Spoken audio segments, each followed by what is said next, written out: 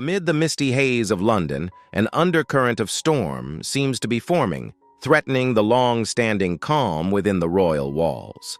Some suggest that a figure of considerable stature, one we commonly know by the title Duke of Sussex, is embarking on a grueling journey where newspaper headlines are no longer mere information, but arrows aimed straight at the past.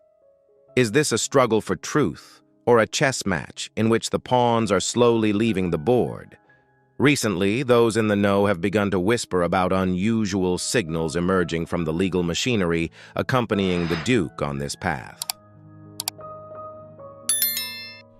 Imagine an army advancing forward only for the chief architects of the campaign to suddenly choose to step away from their posts.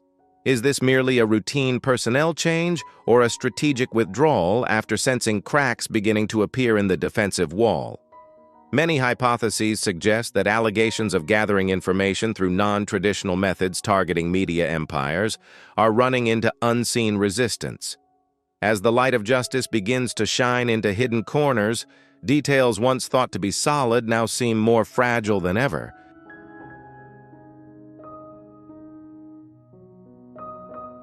While one side strives to portray the image of a victim of press manipulation on the opposite front, media giants are painting an entirely different picture. Some currents of public opinion suggest that the line between observer and participant can at times be remarkably thin. Could it be possible that in this game of power and spotlight, every role has already been scripted? Media organizations are putting forward sharp arguments, hinting that the controversial information was not stolen, but may instead have been deliberately planted from sources within.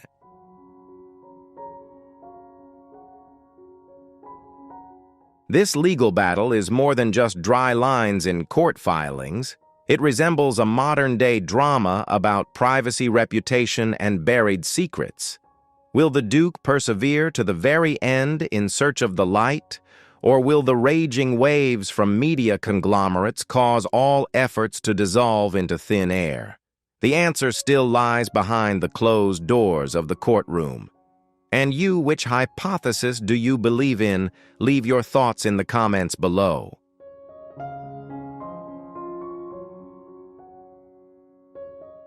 This battle no longer seems to be a confrontation between an individual and faceless conglomerates. It has become a direct clash among people who once stood within the same social circle. One hypothesis now being raised is, could the line between a friend and a stalker be blurred by opposing perspectives? Let's analyze the case of a well-known figure in the media world. The Duke's side puts forward allegations of systematic invasions of privacy, yet the opposing side has played an unexpected card, an invitation from the past.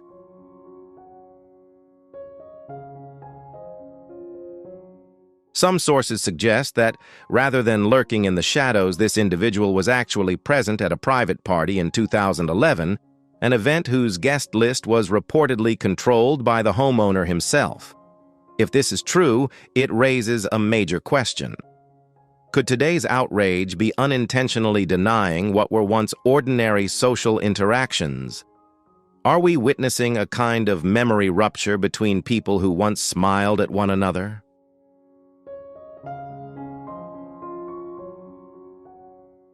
The story grows even more complex as an email from more than a decade ago is brought to light. The Duke's legal team views it as a trace of illegal activity aimed at tracking the whereabouts of a woman closely tied to his past. However, observers offer a different perspective. Could a routine information request by a beat journalist be interpreted as a dark conspiracy? This is the very crux of the controversy, the fine line between professional zeal and an invasion of privacy.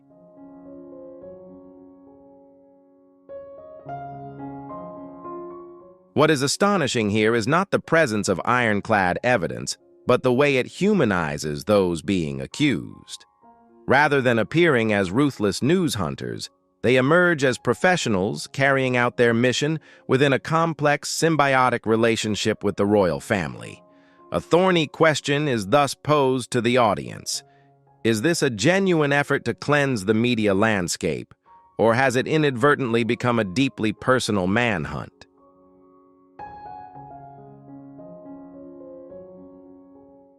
As the boundary between journalistic practice and misconduct grows increasingly blurred, people begin to wonder, are we looking at a picture magnified by wounds that have yet to heal? We've just analyzed the situation, and now I want to hear your perspective. Do you see this Duke as a brave warrior or someone lost in the consequences of his own choices? If you feel he deserves sympathy, comment 2. If not, comment 5. Don't forget to like and subscribe so you don't miss our upcoming analyses. Now let's continue with the developments unfolding in the courtroom.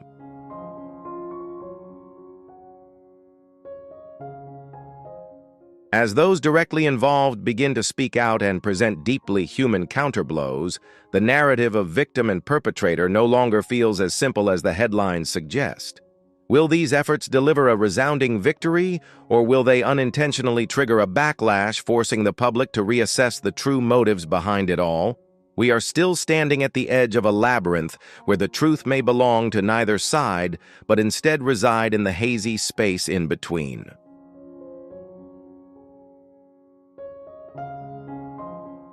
It's often said that time is the fairest judge yet. Sometimes it is also the heaviest burden on the shoulders of those trying to change the course of history. In the quiet confines of the courtroom, observers couldn't help but notice signs of fatigue etched across the Duke's face. Could the weight of a legal battle spanning many years be beginning to leave marks that no camera lens can conceal? The most stirring development hasn't been new evidence, but rather the quiet withdrawal of those who once served as his legal backbone.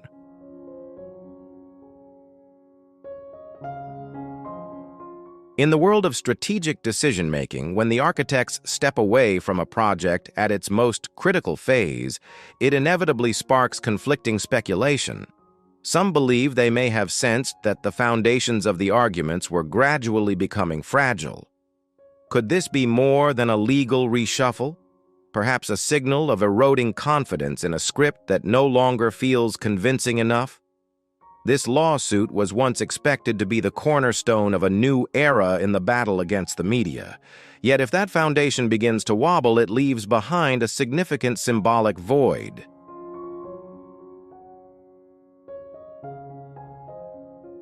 Instead of a resounding victory, concerns are beginning to surface about a scenario in which personal credibility is placed under the public microscope. If these efforts fail to deliver the hoped-for results, the price may not be measured only in staggering financial costs, but also in growing public doubt about the judgment and resolve of the individual at the center of it all. On the opposite side of the battlefield, figures once cast as the villains are now gradually emerging in a very different light.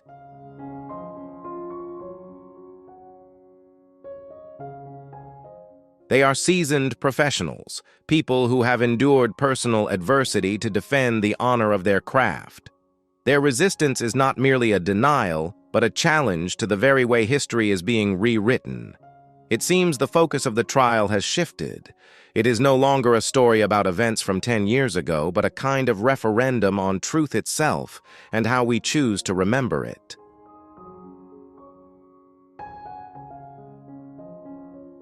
The image of a lone man in a formal suit standing in the middle of the courtroom evokes a deeply reflective feeling. This should have been a moment to assert authority, yet it seems instead to have become a mirror, reflecting the fragility of personal ambition in the face of harsh reality. Is this the end of a journey in pursuit of justice, or merely the beginning of a costly lesson about confronting the truth? Let us wait and see where the light at the end of the tunnel will fall in this high-risk game of chess.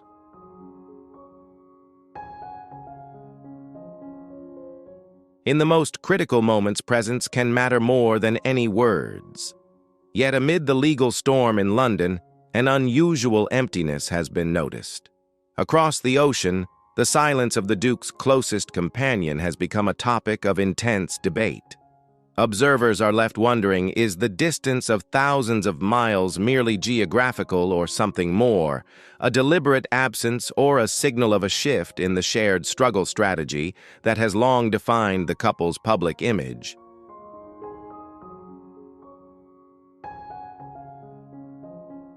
There was a time when the story of us against the world inspired millions.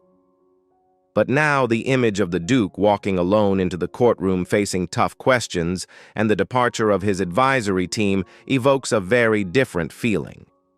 Some observers argue that the lawyer's withdrawal represents not just a technical setback, but a vote of no confidence in the very essence of the lawsuit itself.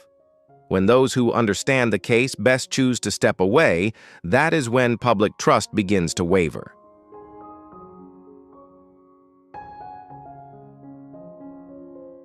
The greatest pain in this courtroom drama may not lie in the allegations themselves, but in the fracture of an identity.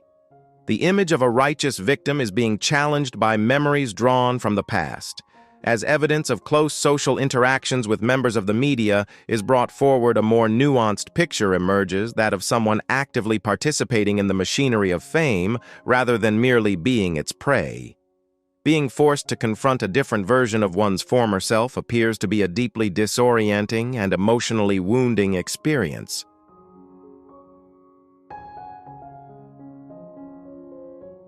Harry and Meghan have built an empire on personal narratives, from multi-million-dollar documentaries to headline-shaking memoirs.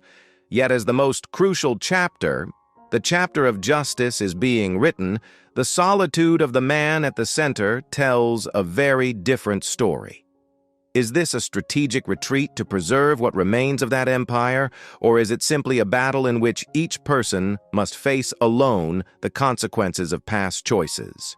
Whatever the answer may be, this game of chess has fundamentally changed how we view the struggle between fame, truth, and the price paid for freedom.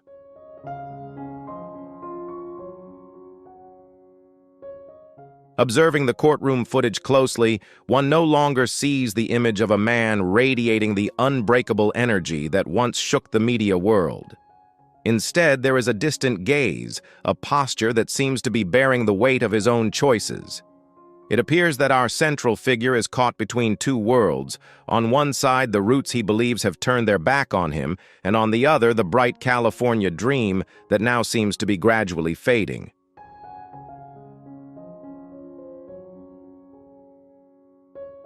Analysts suggest that this anguish is a symptom of a deep strategic flaw.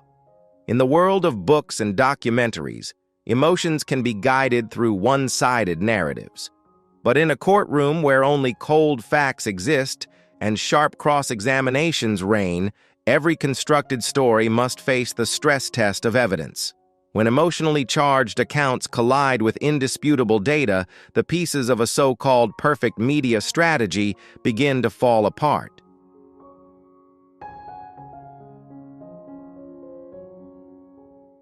The absence of the companion, widely regarded as the architect behind the couple's media strategy, carries a message laden with subtext.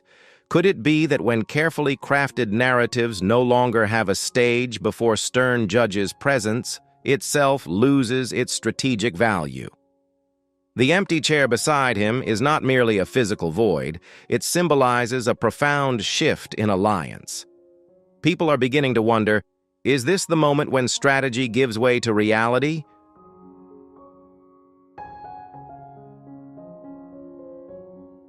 Once yearning to be seen as a brave warrior fighting for justice, that image now seems to be shifting into that of a soldier lost on a battlefield without comrades.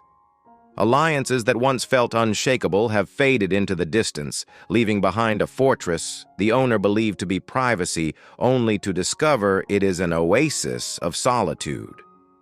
This battle may not end with a triumphant roar, but with a profound reckoning over the price of confronting the past. After everything, will what remains be the truth, or merely the shattered fragments of an unfinished dream?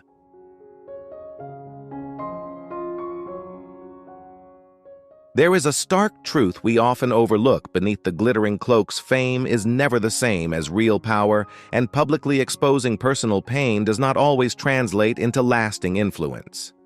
In a London courtroom, we are witnessing a violent collision between media values crafted in studios and the steel rules of justice. When the stage lights go out, only cold evidence remains, and that is where even the most carefully scripted narratives can be torn apart.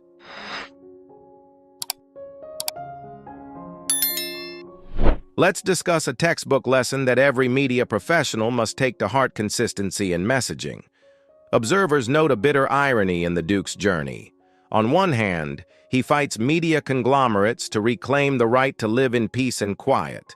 On the other, his most private details, his most intimate conversations, are transformed into high-value contracts on streaming platforms. This contradiction creates a black hole of trust.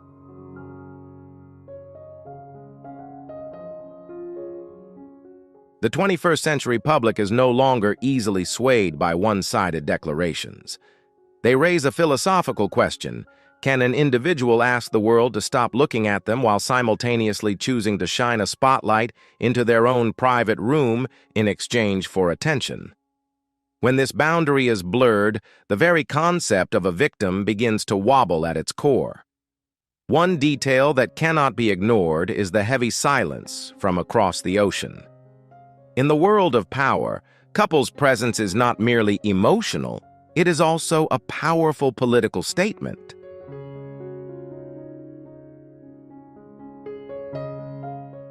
The absence of a spouse during the most critical hours in the courtroom seems to tell a story of strategic withdrawal. Some hypotheses suggest that when the media vessel begins to wobble under legal waves, maintaining distance becomes a way to preserve what remains of the empire. In an alliance built on the slogan, "Us against the world," one person's solitude is the clearest sign of a campaign beginning to fracture. Is this a sacrifice allowing one partner to face the past alone, or a calculated move to avoid the fallout of a defeat that may have been foreseen?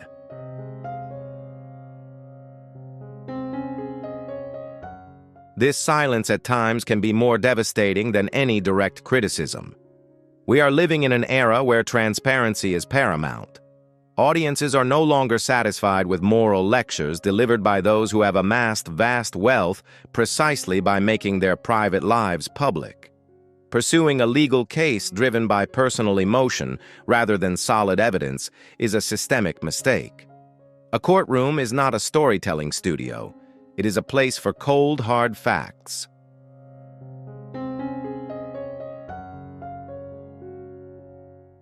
When advisors, the very architects of justice, choose to step away, it forces us to reassess. Could it be that the story itself contains contradictions that can no longer be reconciled?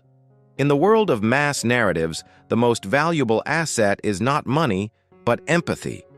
Yet observers are noting a troubling phenomenon. The map of trust the Duke once built appears to be eroding under the weight of his own decisions.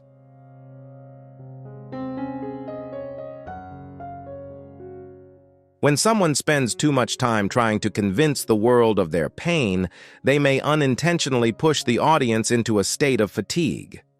Perhaps the line between a seeker of justice and a figure consumed by resentment is becoming more fragile than ever under the harsh light of reality. The decision of the legal team professionals trained to defend their client under any circumstances to step away is viewed by insiders as a symbolic catastrophe. In professional circles, such a withdrawal often sends a powerful unspoken message. Could it be that even those most fluent in the law have recognized the growing impossibility of defending arguments that are drifting further and further from reality?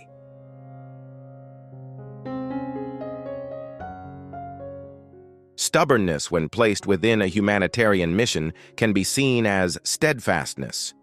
But when embedded in a legal battle riddled with contradictions, it begins to resemble an obstacle. The message the public receives is no longer, "I am fighting for the truth," but rather, "I am trapped within my own preconceptions." We cannot deny that tabloid media has its dark sides, moments of cruelty and extreme invasions of privacy.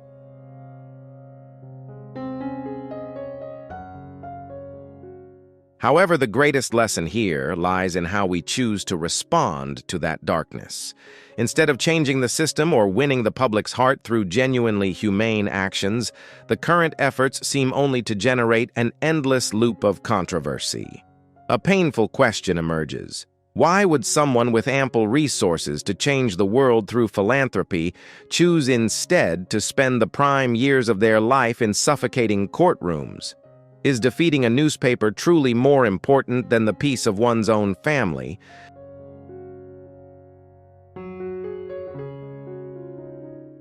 What feels most regrettable to those who once supported the Sussexes is the waste of potential.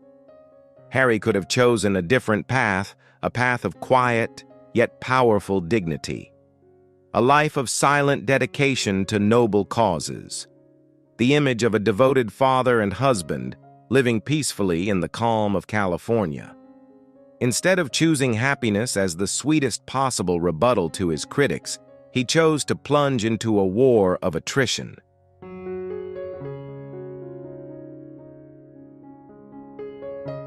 In this battle, whether he wins or loses in legal terms, he seems to have already lost the fight to fully regain public respect.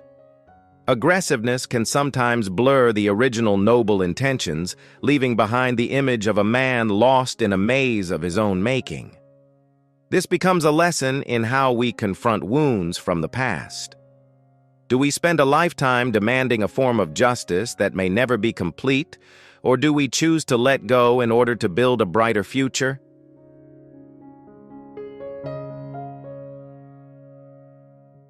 The image of the Duke seated in the middle of the courtroom facing the empty chairs of former allies is the sharpest reminder of the loneliness that comes from choosing to fight with resentment rather than with love and creation. And perhaps the greatest failure is not losing a lawsuit, but losing oneself in the pursuit of validation from those who were never inclined to love you in the first place.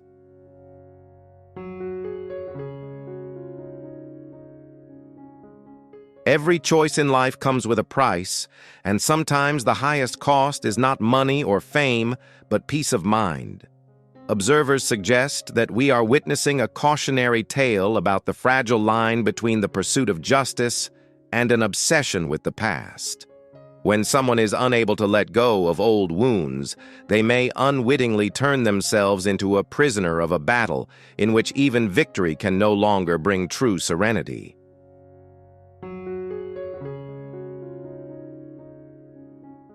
There is a bitter truth that Hollywood spotlights and royal opulence sometimes obscure fame, and wealth have never been guaranteed tickets to happiness. People are beginning to wonder whether the best response to media adversity might be to step back and choose a form of powerful silence as a way to heal. Yet in this case, the Duke appears to be caught in an inescapable vortex. The desire to prove his own righteousness before the entire world seems to have transformed into a kind of self-depleting energy.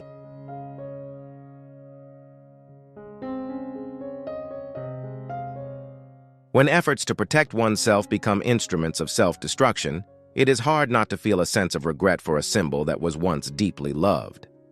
In crowd psychology, empathy is a finite resource. When stories of being wronged are repeated too many times without corresponding acts of positive creation, public sentiment tends to shift from understanding to skepticism. Some currents of opinion state bluntly that it is difficult to sustain compassion for someone who appears to be constructing his own maze and then complaining about being unable to find a way out.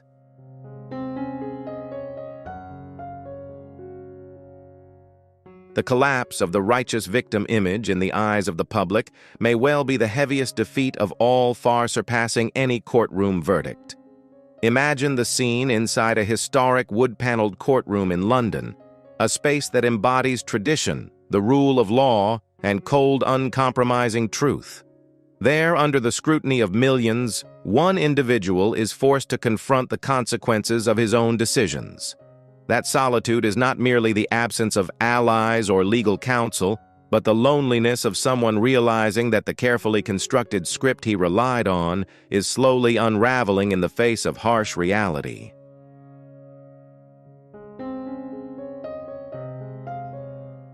This is not merely a legal or media failure. It appears to be a collapse of identity itself.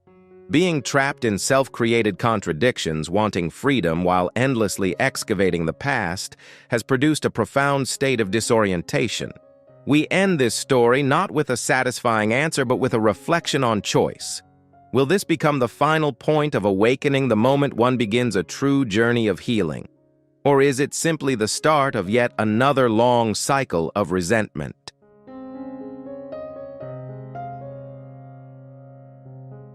The media storm will eventually pass. Headlines will grow old, but the legacy a person leaves behind is measured by what they build, not by what they try to tear down. Hopefully, after these turbulent days in London, each of us can find a personal lesson in the power of smiling and moving forward rather than constantly looking back and losing the future in the process. The journey of decoding the mysteries surrounding the Duke and his confrontation with the media has taken us through many layers of truth, emotion, and strategic calculation. Yet in a world of hypotheses, the boundary between right and wrong is sometimes nothing more than a veil of mist.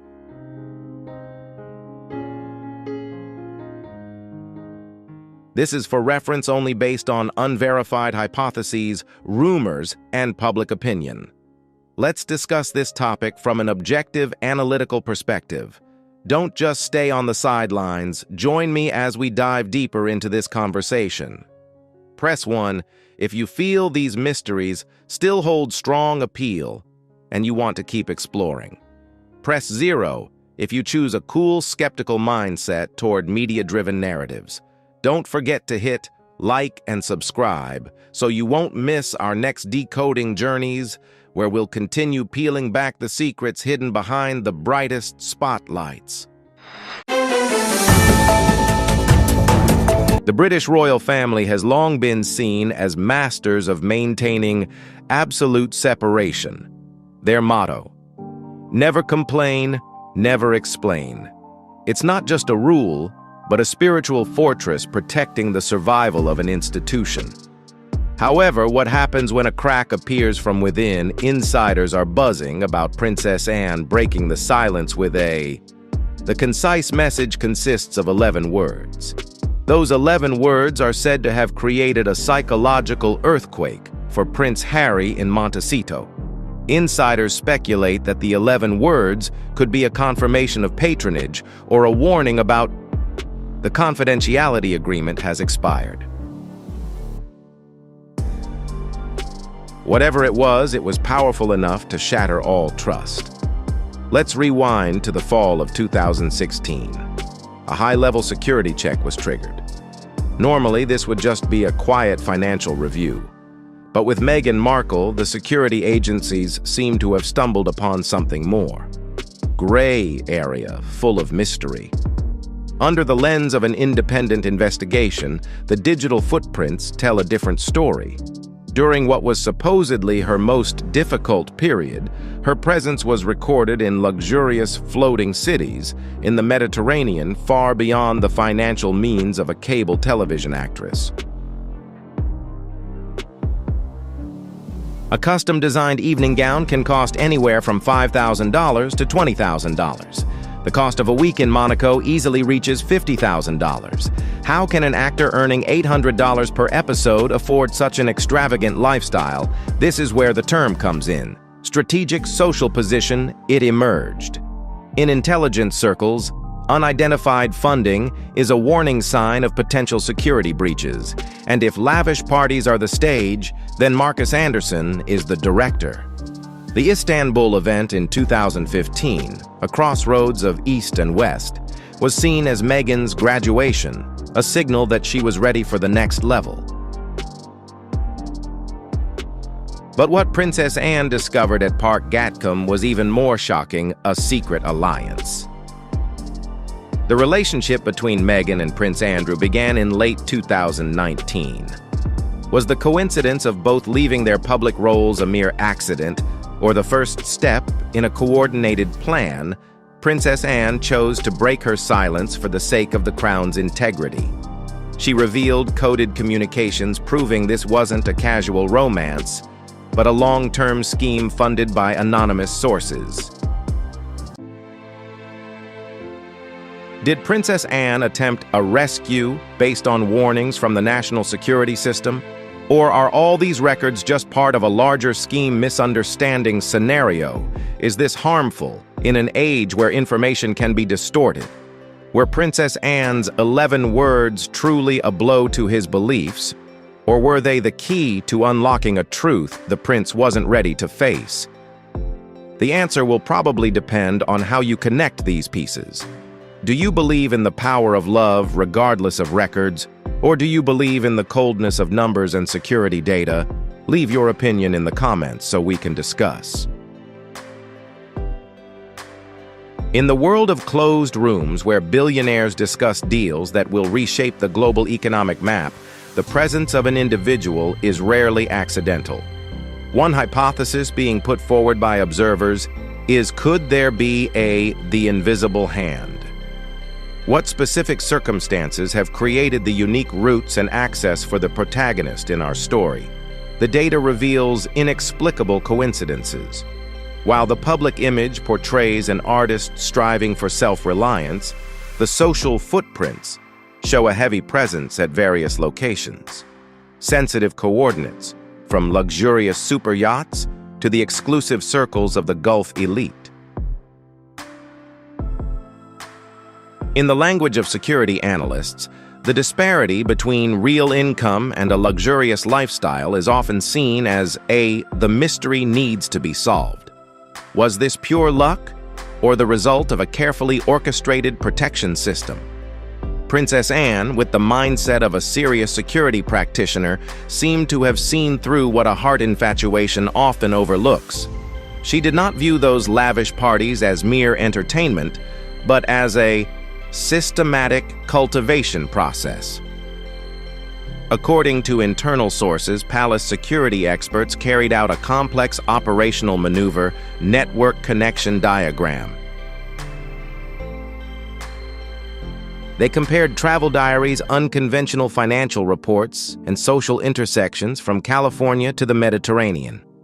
The biggest question wasn't who is she, but rather what facilitated this presence when funding sources don't appear in any transparent disclosures. It raises serious questions about the stability and security of royal relationships. A fateful confrontation is said to have taken place where Princess Anne wasn't discussing protocol, but rather national security. On the negotiating table at that time, according to rumors, was a dossier concerning sensitive international connections. She introduced a highly significant technical term, strategic social position, strategic social positioning. Let's analyze this concept together. In the upper echelons of power, individuals with exceptional charisma and networking skills are sometimes placed in positions close to high-value targets, not through blatant espionage, but through skillful manipulation, subtle social manipulation. They appear at important parties, are introduced to influential people, not by chance, but because they play a role as key figures. The link to fame as part of a long-term plan. Princess Anne is said to have pointed out that the photos in the files did not depict a lucky woman, but rather someone perfectly positioned within global power networks. At this point, we are faced with two opposing viewpoints. Harry sees in them the cruelty and prejudice of a closed royal family. But conversely, Princess Anne seems to be making a last-ditch effort to protect her grandson from a script that she believed had been written in advance.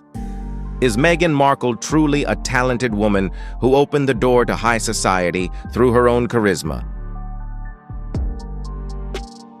Or is she merely a pawn in a larger strategic game that she herself doesn't fully control?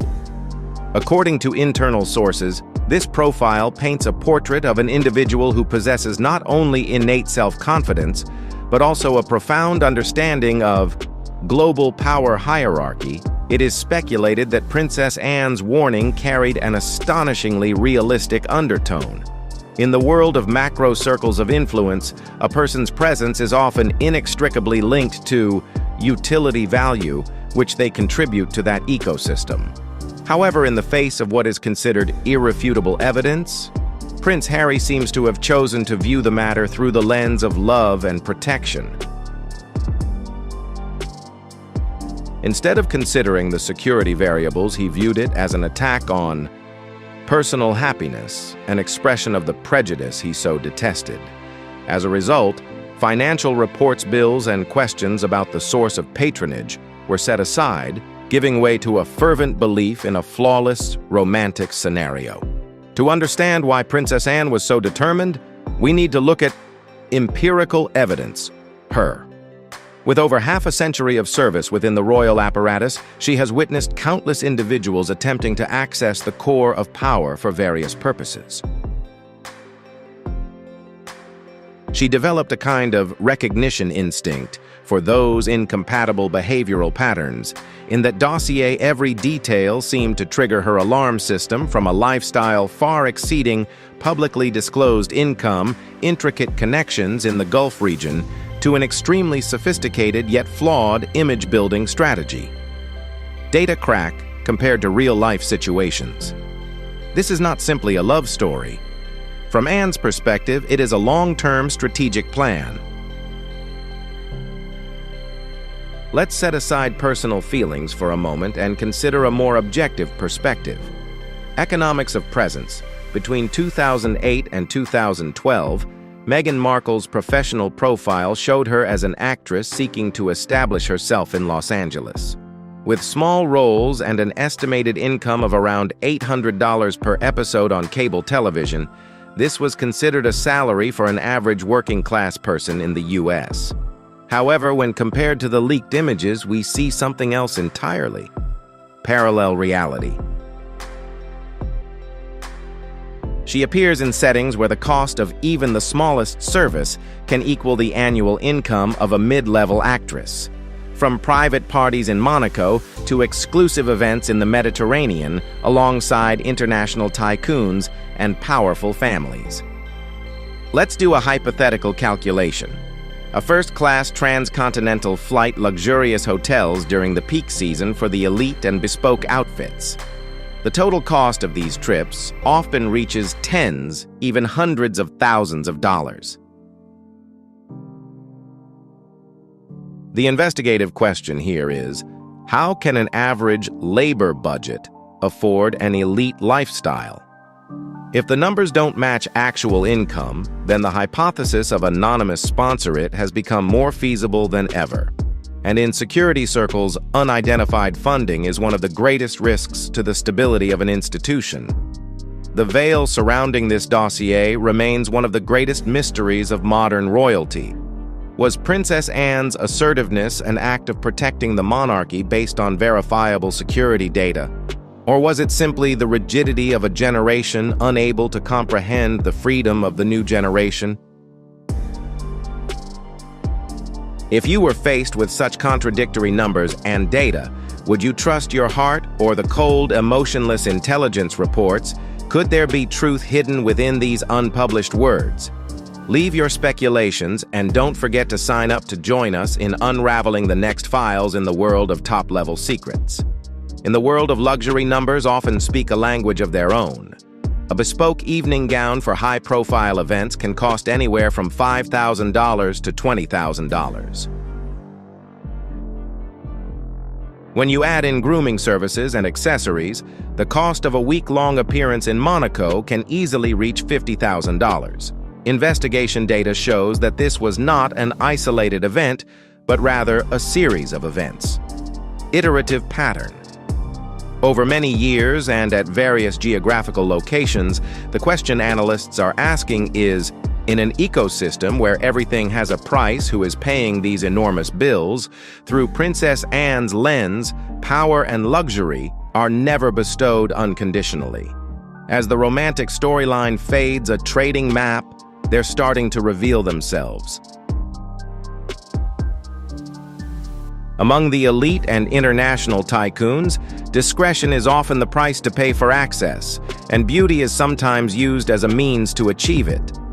The intelligence assessment appears to have reached a systematic conclusion. These were not random invitations due to luck. The absence of personal credit card bills, large cash withdrawals, or receipts for luxury services leads to a more professional hypothesis: full sponsorship.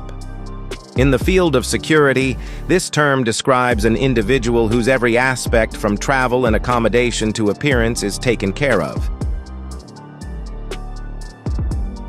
In return, that individual provides the values that the elite crave: strategic presence, connectivity, and absolute discretion.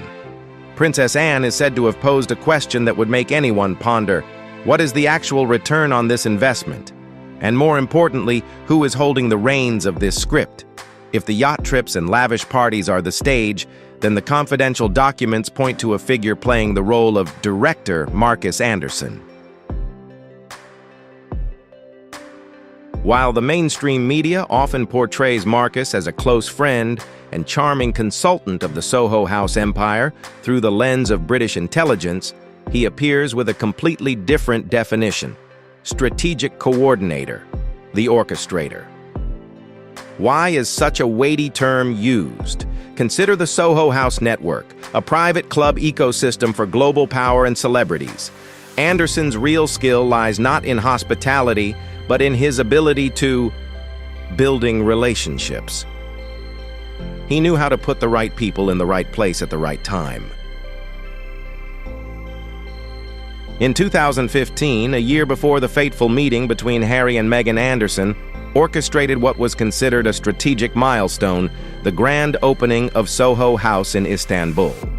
This was not merely a social event, but was seen by observers as a test for a future.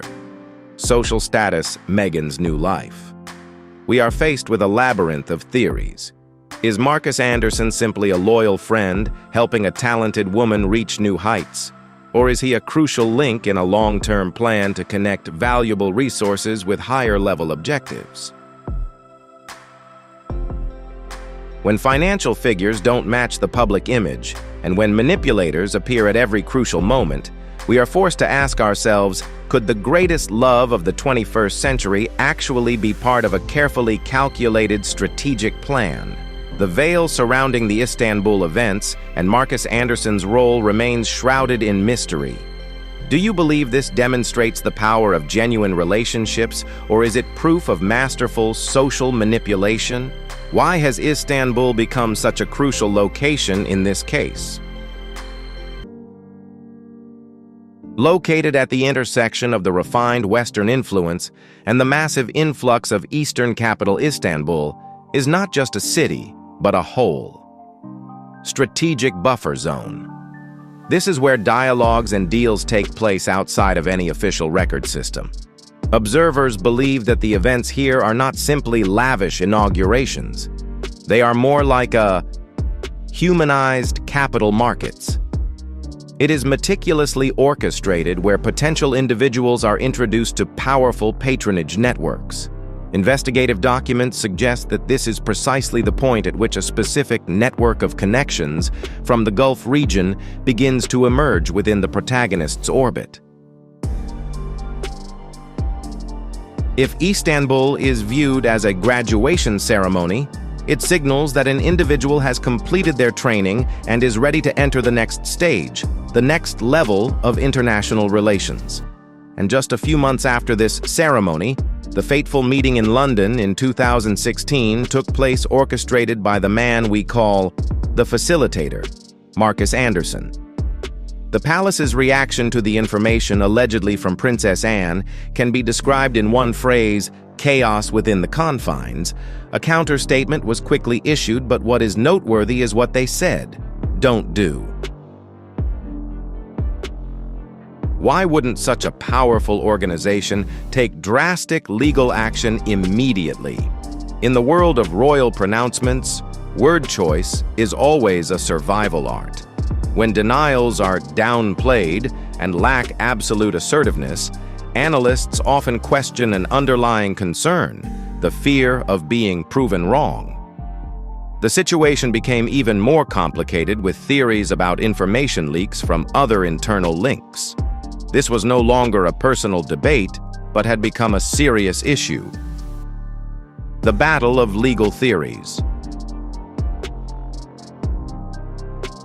While the legal teams of the parties involved focused their attacks on the motives of the person who leaked the information, one undeniable fact was the prestige of Princess Anne's more than 50 years of dedicated service. She was not a figure easily overshadowed by media campaigns. Behind the velvet curtain, close sources described an unprecedented atmosphere of urgency. King Charles was reportedly facing questions of considerable importance, vital to the institution. How substantial is the evidence? And how can we stop the torrent of information spreading globally in the 24/7 digital age? Traditional information control strategies appear to be proving ineffective against the power of independent discussion networks.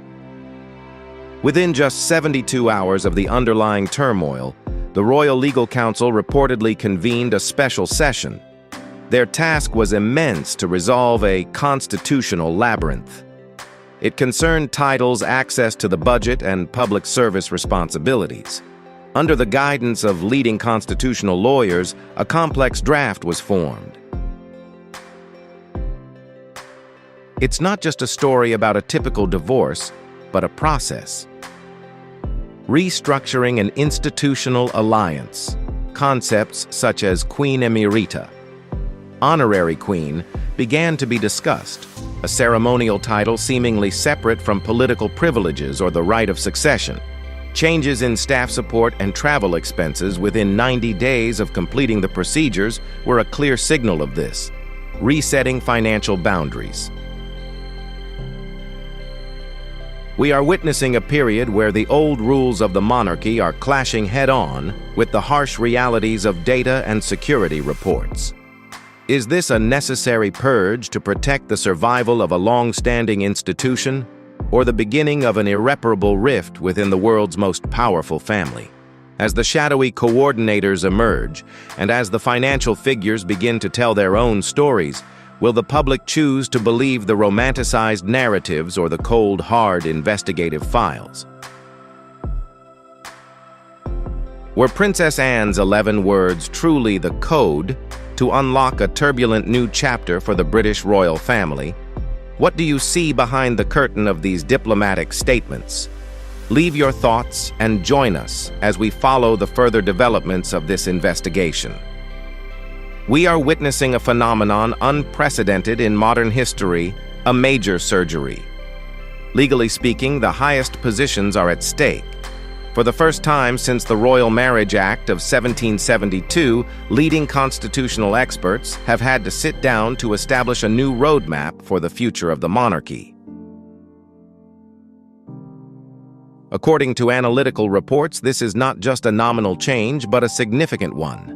Systematic interruption. Regarding all the material privileges associated with the position of Empress, a strict confidentiality clause is being drafted. An absolute wall of information separation. This demonstrates a profound caution on the part of the palace apparatus, preventing any potential distortion of history in the future. This is not merely a legal agreement, it is an effort to protect the sacredness of royal memory. While lawyers worked in the quiet solitude of their closed offices, the world outside was in turmoil. Memories of the past, particularly those of Princess Diana, returned like a psychological shock that permeated the corridors of Windsor.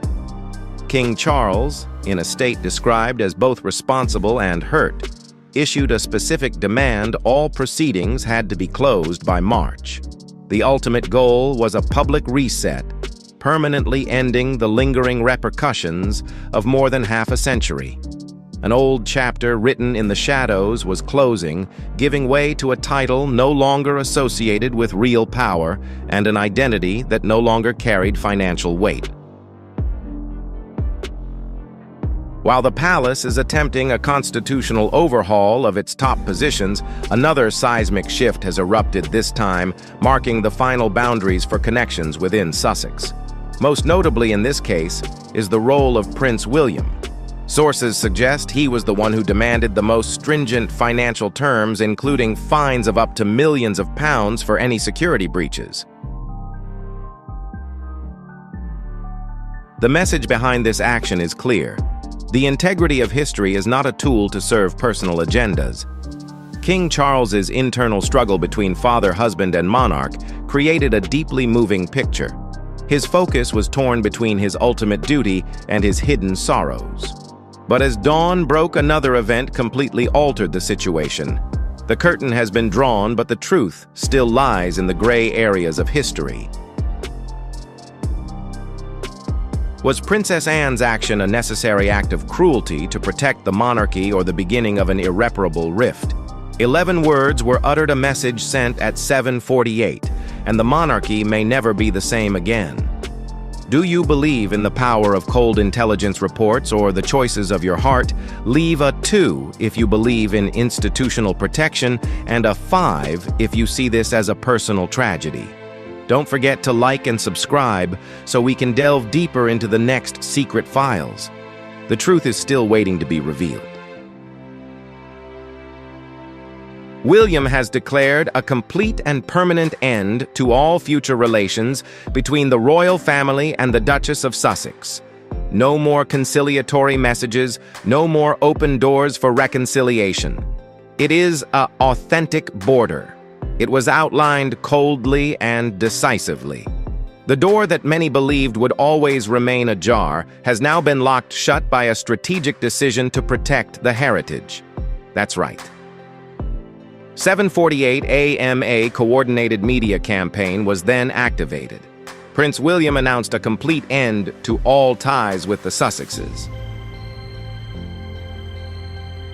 This was a cold and decisive, authentic border. That day would forever be etched in the annals as a day of redefinition. Was William's decisive move a step to save the future or the beginning of isolation? What do you think of this mysterious alliance? The greatest misunderstanding of the century or the final piece of the puzzle that unravels all the upheavals? This is not just an announcement, it is a synchronized attack in all major time zones. From London's morning news broadcasts to Asia's afternoon newsrooms and North America's late-night newsstands, the world seemed to pause to receive a single frequency of information. In less than 10 minutes, data from analytics platforms revealed an unprecedented surge of over 1 million interactions. Major news outlets like the BBC, Reuters, and CNN simultaneously changed their banners, relegating financial news and weather forecasts to the background. Veteran observers described this as an unprecedented phenomenon in my career. A moment when the mundane normal of life is completely overshadowed by a single informational entity. The most shocking thing wasn't the content, but the administrative tone of the statement. There were no personal expressions, no emotional appeals, and no references to past conflicts. Prince William's message carried a certain air of absolute determination. Remarkably, a profound silence ensued. All attempts at contact and questioning went unanswered. This appeared to be a deliberate strategy. Once the highest authority had spoken, any further discussion became superfluous. The silence at this moment is not a sign of embarrassment, but rather an integral part of the message. This decision is non-negotiable. By avoiding a direct speech, William created an analytical gap. Commentators lacked personal material to dissect, forcing them to focus on structure, precedent, and constitutional implications. However, a clear polarization emerged within society. Survey data showed a generation gap profound. While older generations see this as a necessary purge to maintain institutional stability, younger generations question this cold, decisive approach. Although financial markets only experience short-term fluctuations, market of trust is undergoing significant upheaval. Royal historians quickly searched for parallels in the past, such as the 1996 event involving Princess Diana. However, there was a fundamental difference. This time, the message was not conveyed through government channels but directly by the future king himself. Written by hand. At Kensington Palace, this event is described as a historical rift, not just within a single family, but across the entire structure of British society. Internal sources confirm that such response scenarios are typically prepared and refined over many years. What makes the moment in December 2025 stand out is not the surrounding noise, but the "it's certainly terrifying" of it. That day will forever be etched in the annals of the monarchy. It was not a day to celebrate, but a day of redefining. As darkness fell over the palaces, the biggest questions remained unanswered. Was William's decisive move a step toward saving the monarchy's future in a world demanding absolute transparency? Or was it the beginning of a systemic isolation where family values were sacrificed for the survival of the institution? Anne's 11 words, Charles's silence, and William's declaration all combine to create a picture of power where each brushstroke carries the weight of 1,000 years of history. Do you believe this was a necessary end or a strategic mistake that will change the dynasty forever? We are witnessing a moment not meant for celebration, but for marking a historic turning point. It is the day that Princess Anne, considered a beacon of steadfastness, decided that all limits have been crossed.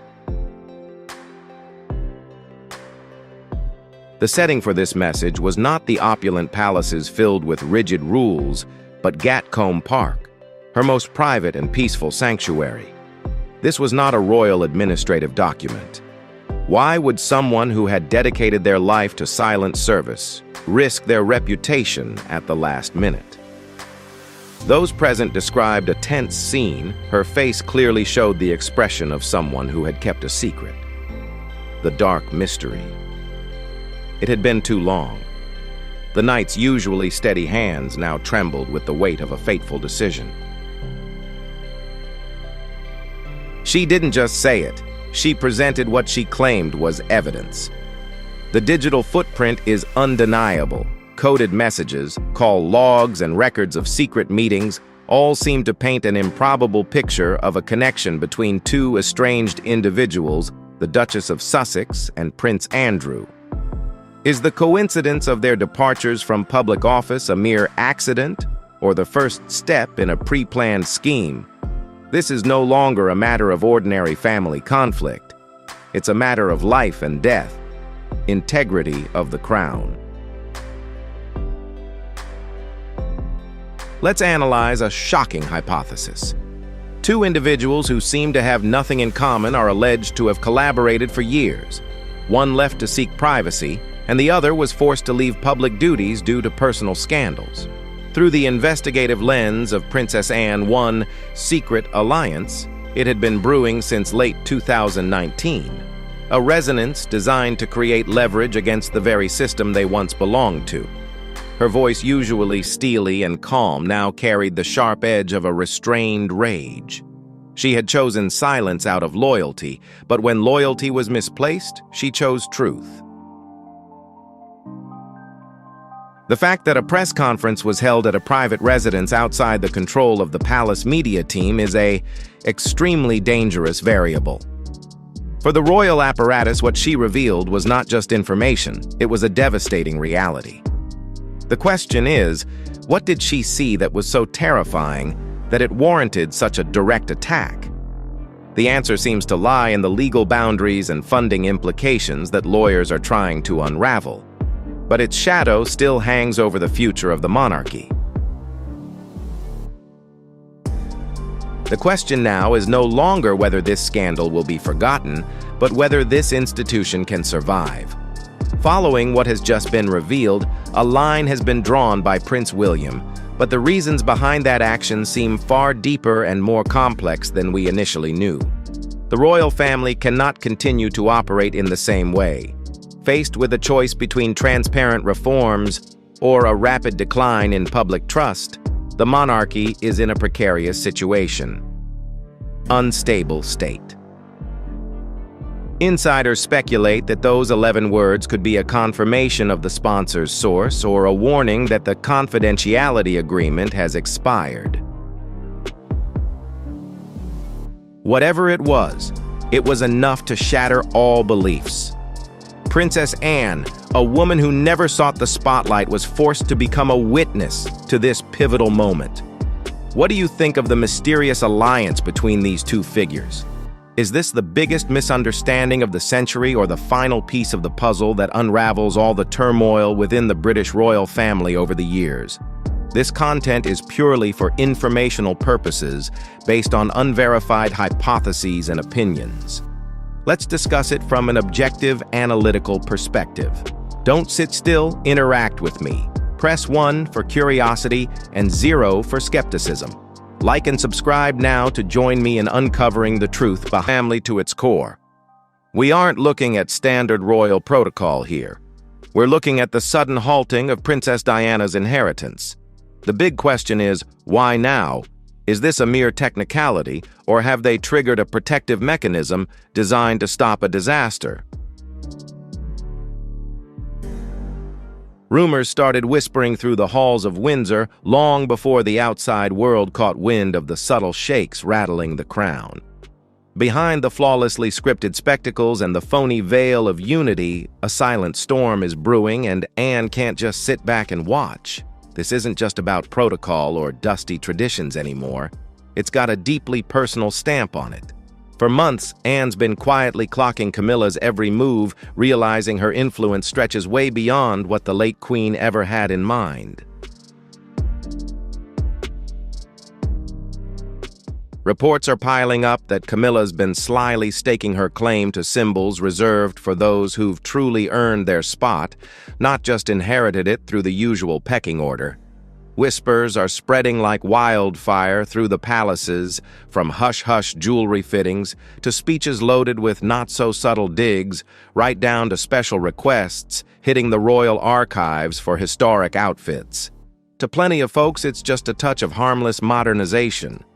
But to Anne, it's starting to feel like a silent coronation, without a shred of buy-in, straight up threatening the bedrock her mom spent 7 decades hammering into place. Behind those velvet drapes, the air's getting thick with tension.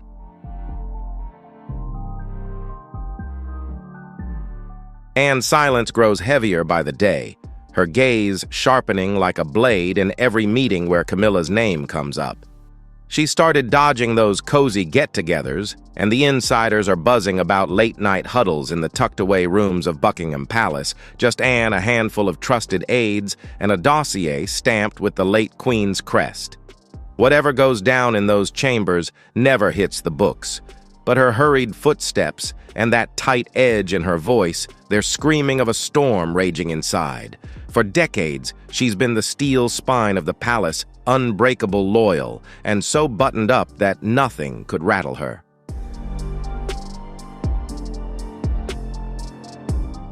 But now everything's flipped on its head. It's not just Camilla's ballooning influence that's got her on edge, it's this gut-wrenching sense that her mother's dying wishes are fading away, chipped at by time politics and those cutthroat power games.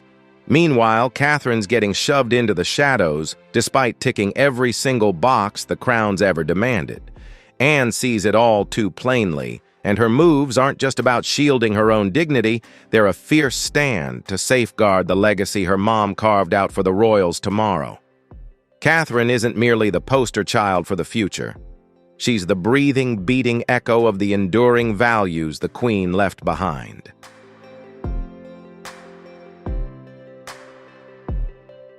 But that glow, it's starting to flicker and fade. What really haunts Anne isn't the cutthroat politics, it's the straight-up betrayal of the legacy.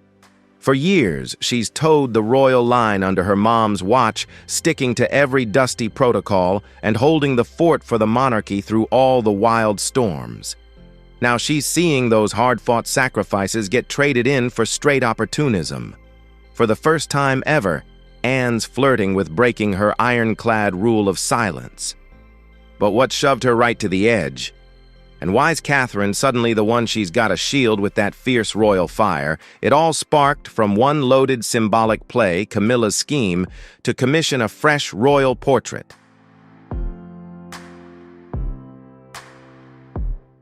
Wearing the diamond crown that once graced Queen Mary's head. In a family where every gem whispers a piece of history, this choice lit the fuse on a hushed-up feud. Princess Anne's done holding her tongue. What the public got served up as a shiny nod to succession and modern monarchy.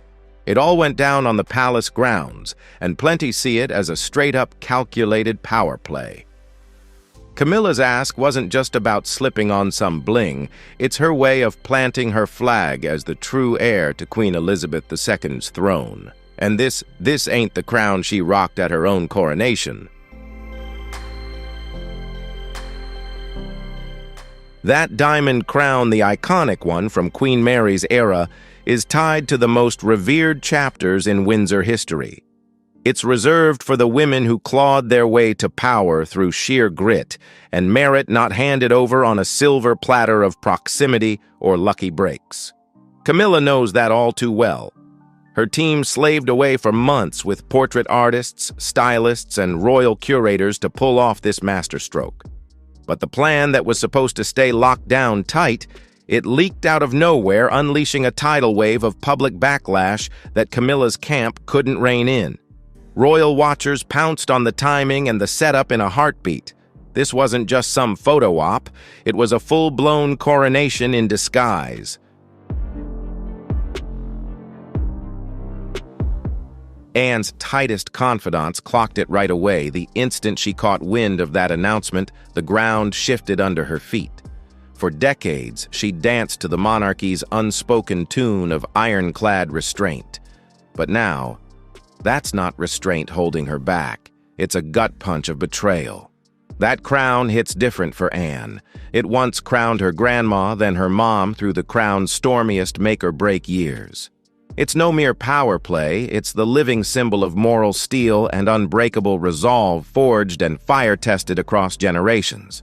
And under Camilla's grip, history's starting to look like it's getting a full-on rewrite. To the public, it might look like a graceful older woman simply paying homage to royal heritage. But Anne sees a stealthy rewrite of the line of succession, one that could eclipse the very values her mother bled to preserve. And she's not the only one getting twitchy. Inside the palace, the whispers are turning into full-blown chatter. Even Charles, who's backed Camilla's role for years, is reportedly nudging the team to rethink that crown choice and pick something less radioactive. Camilla, though, she's digging in her heels.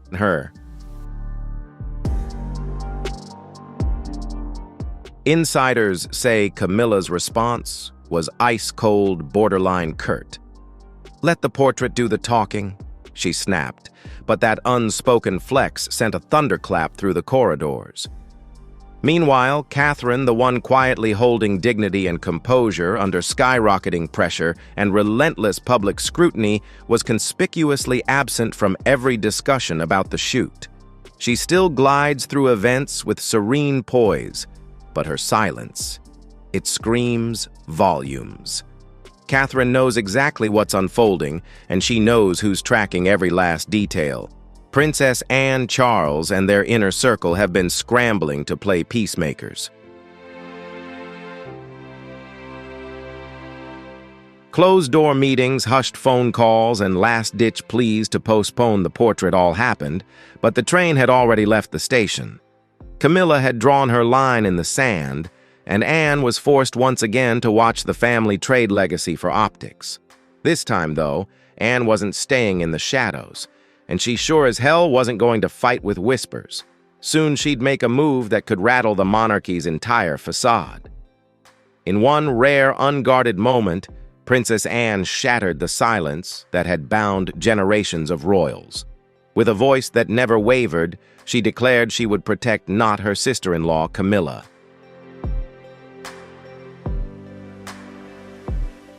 But Catherine, the one she believes truly carries the spirit and future of the monarchy. That moment hit like a freaking earthquake. It went down in what was supposed to be a routine internal briefing, just another yawn fest to hash out public events and royal ceremonies. But under the surface, tension had been simmering for ages, and Anne was done swallowing it. Insiders say the second the room fell quiet, Anne shot to her feet, face unreadable, voice sharper than a damn blade. Her words, "They've been haunting the palace corridors for weeks." Catherine is the one who carries the Queen's legacy, not Camilla. The weight of that statement hit like a guillotine blade, freezing the room solid for a heartbeat. Even Charles went dead quiet. The air turned thick with shock betrayal and truths no one dared voice. Nobody saw it coming from Anne, the ice-cool, tight-lipped royal who'd never cracked in public. But she'd been pushed way past her limit, and that famously private loyalty, it just went full public testimony. Camilla, who'd strutted in all calm and confident, reportedly turned ghost white on the spot.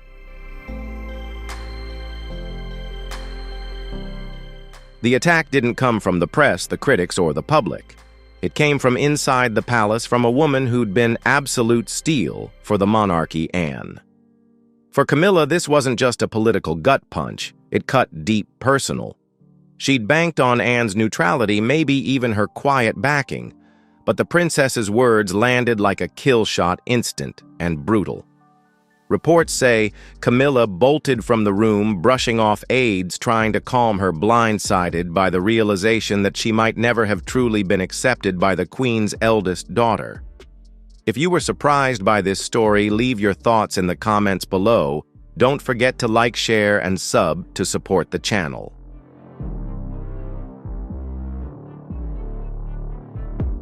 Charles, swept up in a tangle of raw emotions, found himself backed into a corner with no clean exit. For decades, he'd juggled public duty against private love. Now, with Anne openly challenging his wife's symbolic claim and dragging the Queen's memory into the ring, every path looked blocked. He tried to cool the fire, floating the idea that legacy could be shared, that every woman deserved her own chapter in royal history. But the damage was done. Anne wasn't just speaking for herself. She was channeling a deeper collective unease and the monarchy's own guilty conscience. Catherine, perched near the edge of the room, was visibly shaken, yet still ice calm.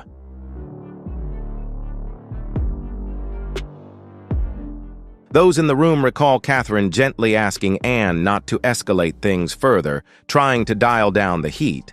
But Anne shut it down. She turned to Catherine and said, "You can stay quiet now, but the whole nation will be watching you." That moment marked a seismic shift in royal dynamics. To Anne, Catherine was no longer just the supportive daughter-in-law or the poised Princess of Wales. In the eyes of the public, soon after, she became the living embodiment of the monarchy's future, even without the official title. This wasn't just a family spat. It was a full-blown power realignment at court. Anne just laid it all out.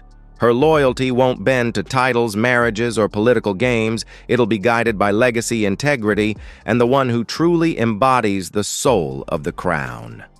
As the dust settles from that blazing showdown, the palace has no clue that Anne's next move will blow past mere words.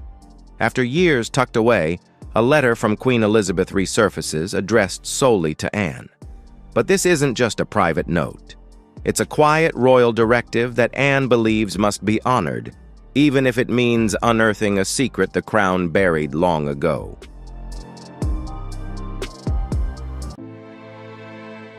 The letter had been tucked away among the Queen's personal effects, locked in a secure drawer at Balmoral, a spot only Anne was allowed to touch after her mother's death. It was handed over quietly, no fanfare, no pressure. What Anne found inside flipped the script on everything. It kicked off with gentle reflections, a monarch's memories for her only daughter, a soft nod to the weight they'd both carried for decades. But as she read on, the tone sharpened. The Queen, famous for weighing every word, had chosen her language here with razor clarity, direct and undeniable. She spoke of the future of a day when the world would turn its eyes to the women of the crown. Not for their titles, but for their character. Then came the line that stopped Anne cold. When that day comes, look to the one who carries it with true dignity.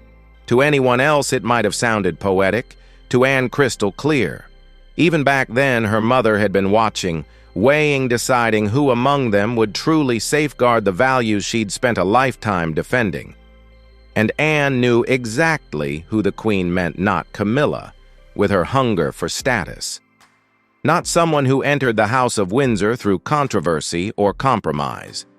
But Catherine's steady hands, quiet strength, the woman who never demanded the crown yet wore it like she was born to it.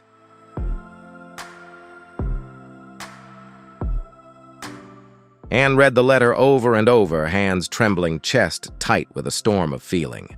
It wasn't just the words that gutted her. It was the timing. The Queen had penned them during one of the family's darkest wobbles, not long after Harry and Meghan walked away, when the monarchy itself felt like it was teetering on a cliff. In her mother's mind, Anne realized the future wasn't locked in bloodlines or pecking order. It lived in character.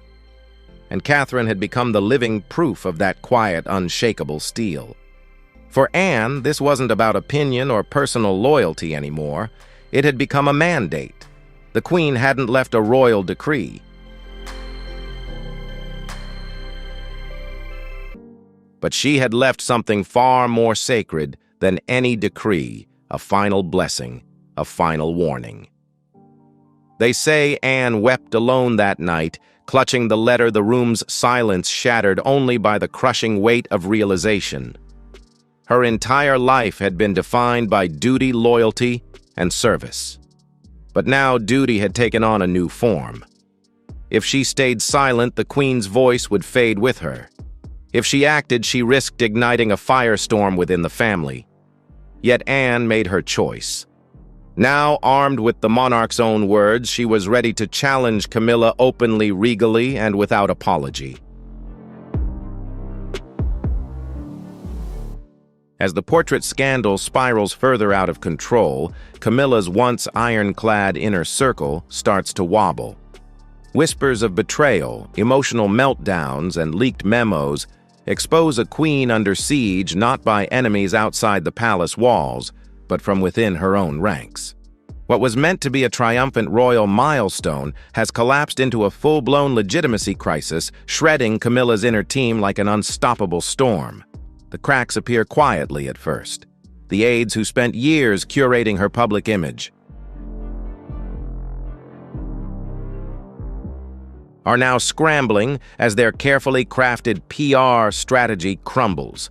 Public outrage keeps mounting while support inside the palace quietly evaporates. Behind closed doors, Camilla's rage erupts in rare white-hot outbursts. According to leaks from Clarence's house, she ripped into her longest-serving advisors, furious that the royal portrait narrative had slipped completely from her grasp. She demanded answers. How is Anne running the palace like a master strategist? Why does Catherine's understated grace overshadow the image I've spent years building? And most of all, why isn't the sympathy falling to me? Internal memos start leaking, first defensive, then downright desperate. One note allegedly penned by Camilla herself reads, "I am the Queen." Why does she get the sympathy raw and telling it lays bare the core of Camilla's soul? She's realizing a title can't buy affection. The harder she claws for power, the more the public tilts toward Catherine, who says it all without uttering a word. As tensions skyrocket, even her once loyal allies begin peeling away. Some refuse to comment. Others quietly brief journalists describing the Queen's behavior as erratic. The media, already whipped into a frenzy by Anne's defiance, now feasts on leaks straight from Camilla's camp. Her once unbreakable inner circle splinters into factions, diehards, who stay silent defectors, who slip away, and those quietly shifting allegiance to Catherine. Camilla feels her grip slipping. Public events get postponed. Her usual spot beside Charles suddenly goes vacant. Behind locked doors, she stonewalls PR strategists and shoots down every attempt to spin the narrative. Charles, torn between shielding his wife and holding the monarchy together, tries to broker peace. But every word Charles utters in Camilla's defense only deepens the family's silence. Camilla is now isolated, cornered, and worst of all, rejected not just by the public, but by the very institution she fought so hard to be accepted into. Her insistence that she was crowned by the king rings hollow against Catherine's natural dignity and quiet resilience. The queen in title is steadily losing ground to the queen in spirit. Yet through it all, Catherine remains unflinchingly calm. Silent, composed, and completely detached from the drama, her silence becomes her shield. It lets the public see her strength, grace, and wisdom without her ever having to say a word. Anne, watching from the wings, knows that silence is louder than any press release. The monarchy is shifting, and Camilla is no longer the center of attention. But the real jaw-dropper comes when Anne takes her crusade straight to the man who started it all, King Charles. Deep inside Windsor, a showdown nobody saw coming unfolds. Princess Anne stands before her brother not to ask, but to demand, and the ultimatum she delivers leaves the king visibly stunned. This wasn't a public spectacle, nor was it handled through proxies or private notes. Anne summoned Charles directly under the guise of what she called a family matter of national importance. But the moment Charles walked in, he knew this wasn't about protocol or tradition. It was about power principle and their mother's legacy. Anne didn't mince words. Holding the Queen's letter in her hand, she laid out her case with the precision of an officer and the fire of a daughter fiercely loyal to the crown. She hammered home the symbolic weight behind Camilla's portrait, the dangerous rewriting of legacy.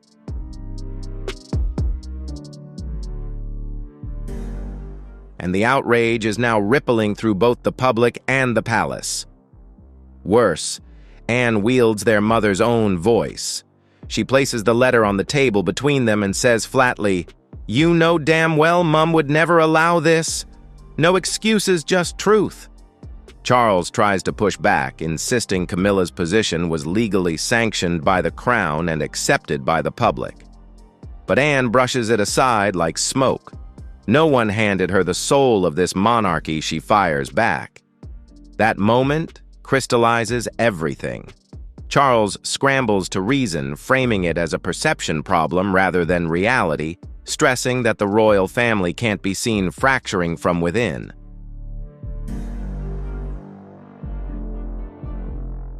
But Anne was already one step ahead. She reminded the king that the monarchy was already divided, and the only question left was whether he'd lead with courage or keep coasting in comfort. As those words sank in, Charles fell silent. The conversation turned into a cold calculation. Anne pressed on she'd kept the Queen's letter secret until now out of respect. But if Charles refused to act, she'd have no choice but to make its contents public, not to humiliate the crown, but to save it. The message was crystal clear: the era of silent loyalty is over. This is about defending the moral bedrock of the monarchy. If Charles couldn't shoulder that burden, Anne would do it for him.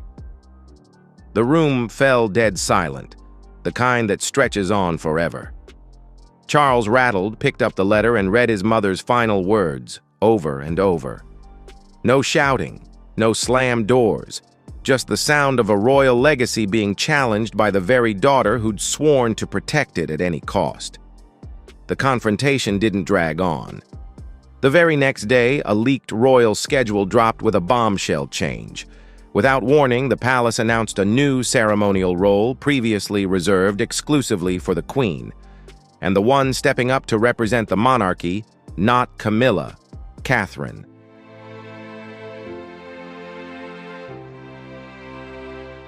The public lost its collective mind. The press went nuclear chattering non-stop.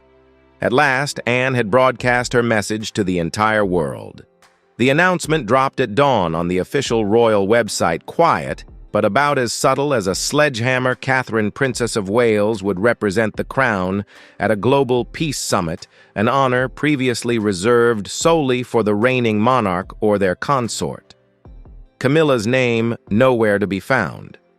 The timing was way too perfect to be coincidence. Just days after Anne's showdown with Charles, and right in the middle of the Camilla portrait firestorm. The message was unmistakable. The future face of the crown would be grace, not dominance, dignity, not deflection. And that face now belonged to Catherine. Inside the royal household, whispers turned to murmurs of approval. Anne hadn't just suggested the change, she'd forced it through. Palace insiders revealed she was in near-constant meetings with senior aides in the days following her clash with Charles. Her influence, once quiet and rarely flexed, had become the driving force behind a movement. And Catherine, though initially hesitant, accepted the role with the calm resolve that defined her. This was not a nominal promotion, but a statement of presence. And that presence resonated around the world when Catherine appeared at the summit, escorted by royal advisors and key dignitaries. Her appearance sent a message that no decree could convey: this is the woman leading the monarchy forward. Camilla, notably absent from all events that week, remained hidden behind the palace doors. The silence surrounding her absence was even more powerful than any denial. Her team tried to control the narrative, but it was too late. Public opinion polls in support of Catherine skyrocketed. Editorials across Europe and the Commonwealth praised a rightful queen rising to prominence.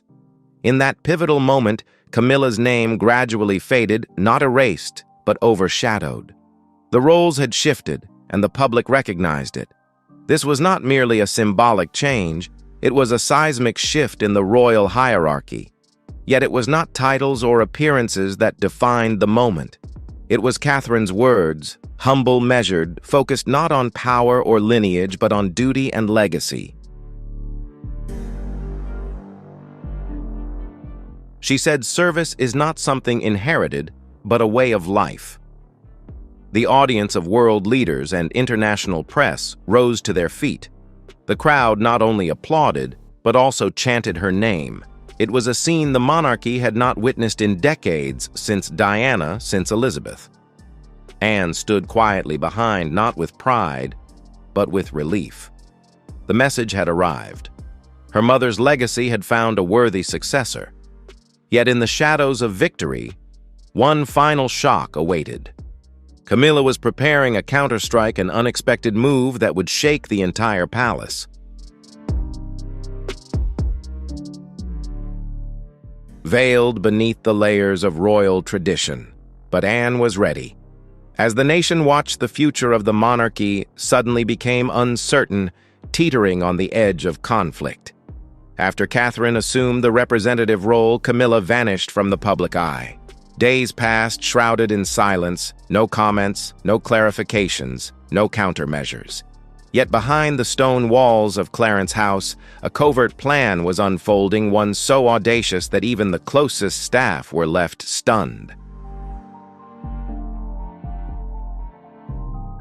Camilla was reportedly ordering preparations for a private, independent coronation tour.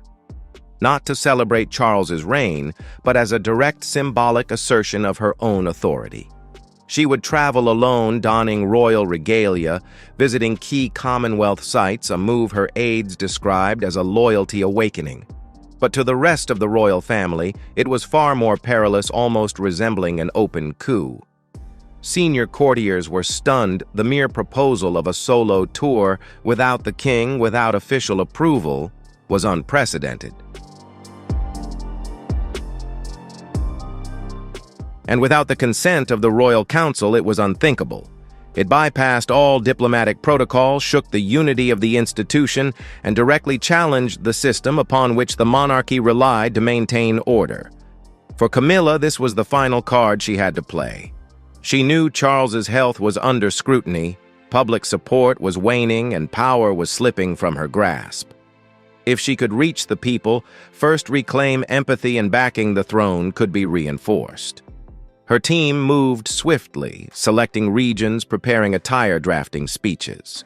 Yet they had not accounted for one crucial factor. Anne was far from finished fighting.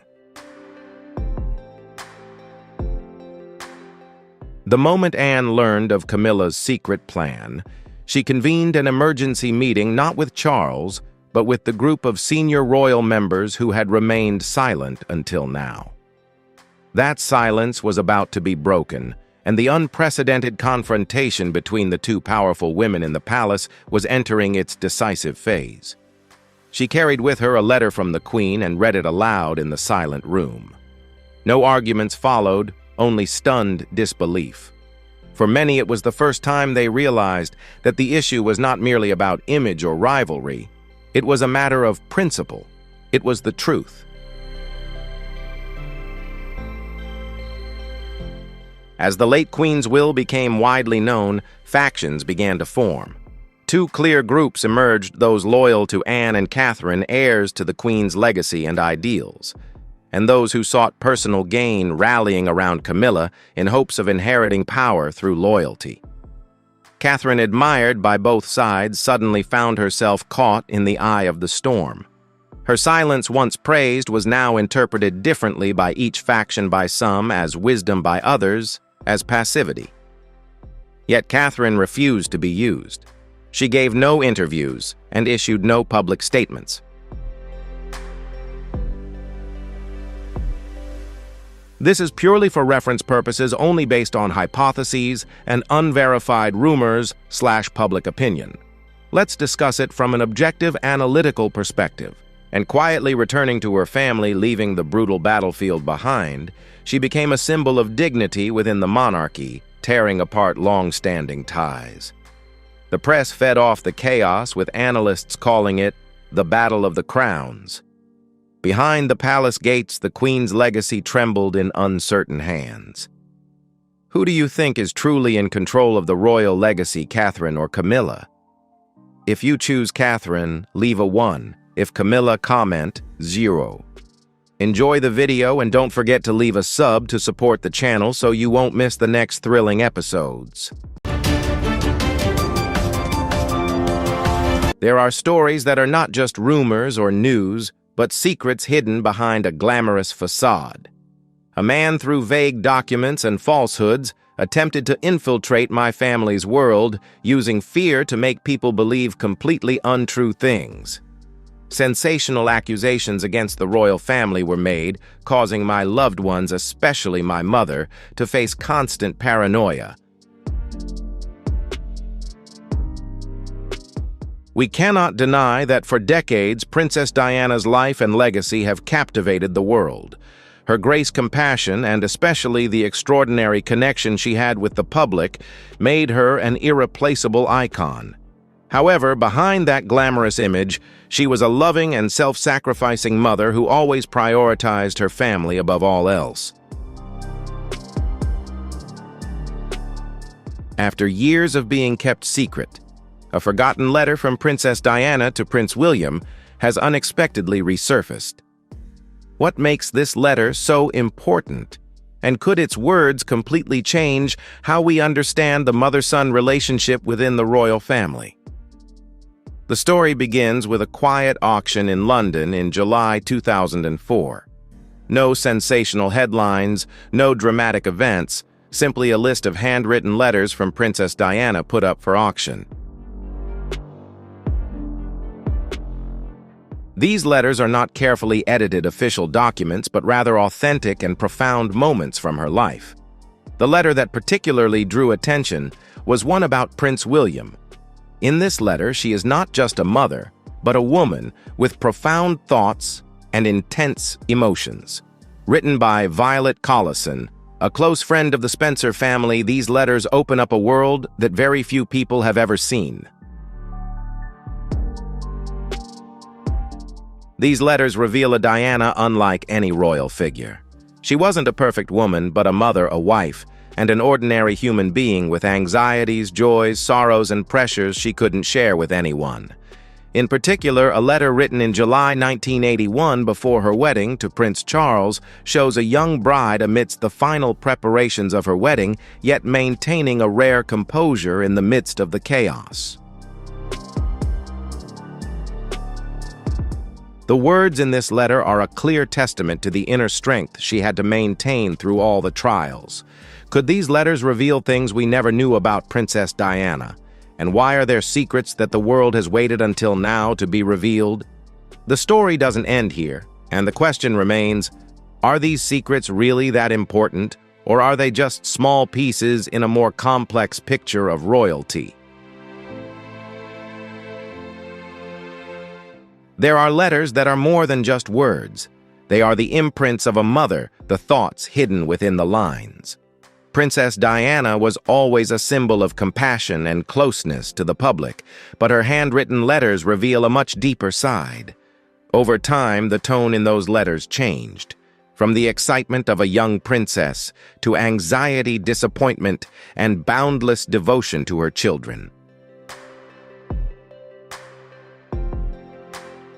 These letters are not simply personal notes. They are heartfelt expressions of unconditional love messages about the happiness and future of Prince William and Harry.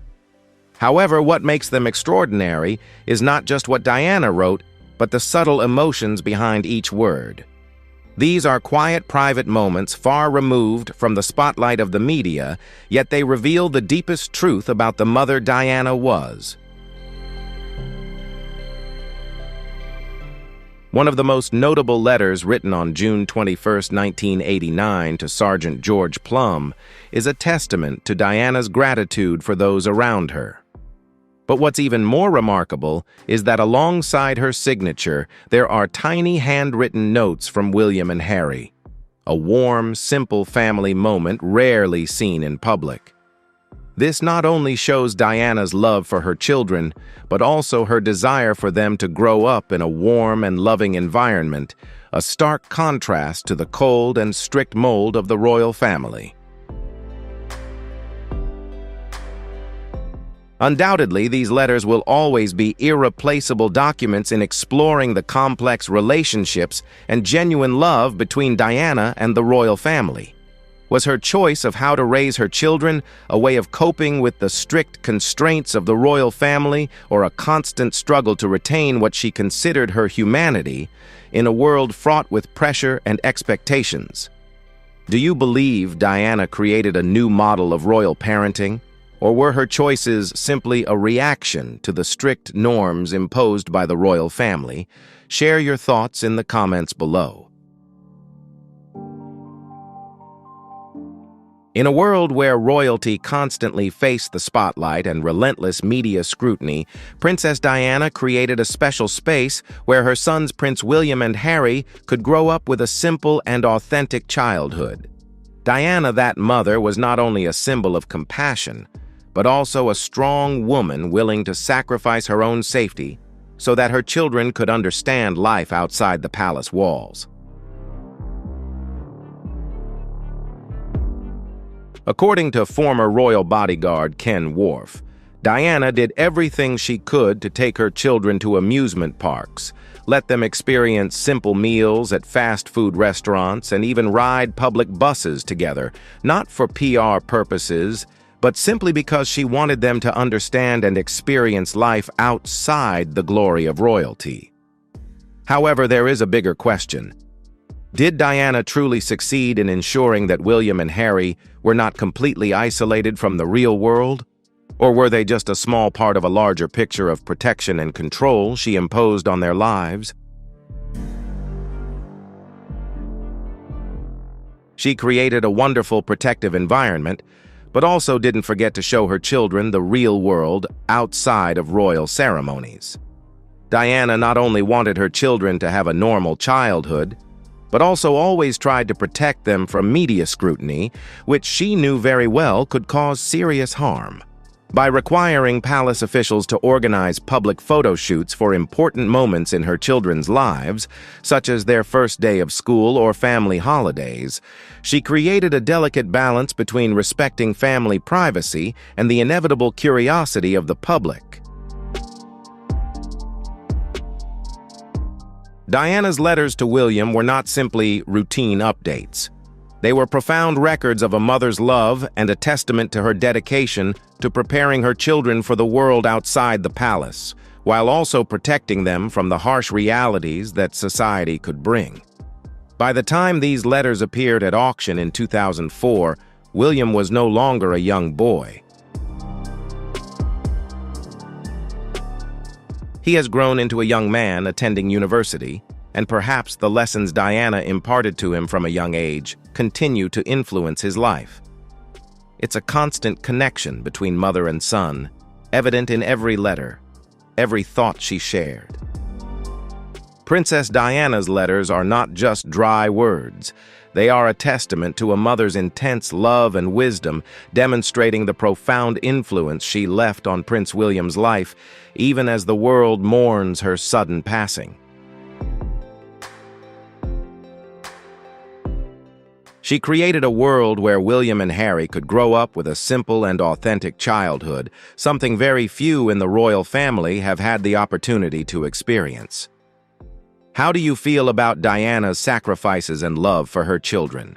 Did she truly succeed in keeping William and Harry from becoming isolated from the real world?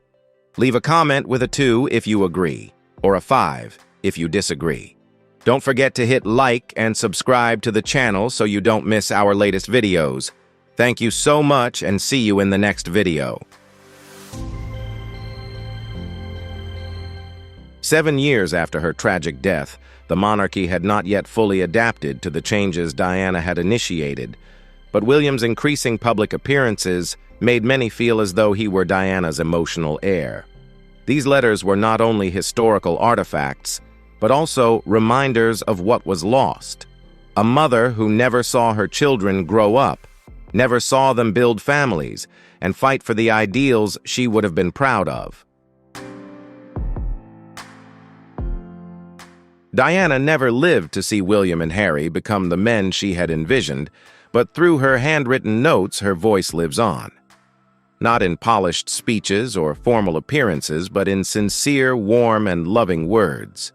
This transformed the auction of her letters into a profoundly meaningful event, allowing the world to feel Diana's presence again, even though she is no longer here.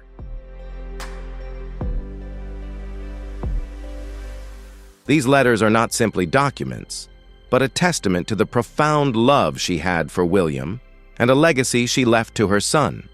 A legacy not just in words or images, but in the way she lived each day. For Diana, the legacy of motherhood was not just about bold choices or quiet acts of defiance against royal tradition. At the heart of it all is a simple yet profound truth. Before William and Harry became global figures, they were just 2 boys with an extraordinary mother. Diana understood that royal privilege always came with immense pressure. From the beginning, she was determined to give her children more than just titles or ranks. She wanted them to have a real childhood free from the constraints of royal norms. Diana's parenting style began on June 21, 1982, when she became a mother for the first time, giving birth to Prince William.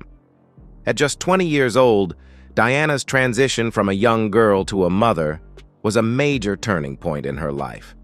This wasn't just a role she accepted, but a mission she embraced wholeheartedly.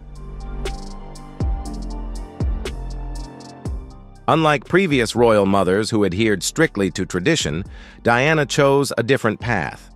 She didn't want to be aloof from her children's lives. She wanted them to grow up in a close environment where they felt loved and cared for, where the world outside the palace wasn't something alien, but an integral part of their lives. Princess Diana was not only an icon of grace and compassion, but also a devoted mother who longed to be present in every moment of her son's life. She broke seemingly unbreakable royal rules, starting with breastfeeding Prince William, a rare act in royal history. Diana also did not let the palace decide her son's name, choosing it herself, demonstrating her strength and independence as a mother. One of Diana's most significant decisions was her refusal to have staff care for her children. Instead of following tradition when William was born, even though Prince Charles was away on official business in Australia, Diana decided not to leave her son's side. She took William with her, sending a clear message no royal duty was more important than being with her children. This was a bold decision demonstrating her devotion and responsibility to her children. As William grew older, Diana continued to defy royal expectations. Instead of hiring private tutors like previous generations of royalty, she enrolled William in a local nursery near Kensington Palace. The image of a princess personally dropping off and picking up her son was not only an act of independence, but also a quiet revolution in royal parenting.